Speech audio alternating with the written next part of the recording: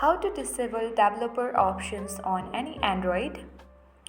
For that, open settings on your Android device. On the settings, you need to go to About Device. Now on this About Device section, tap on Version, and when you select Build Number, as you can see, no need, you are already a developer.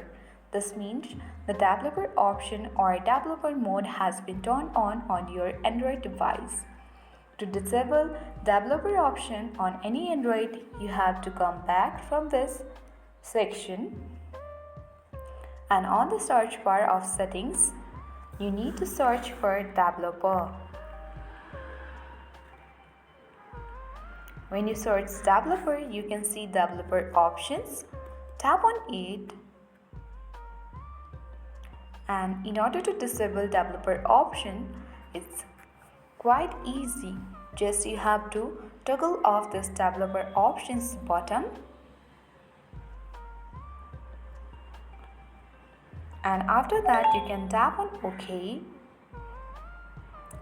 and easily turn off the developer, or you can disable the developer options on any Android.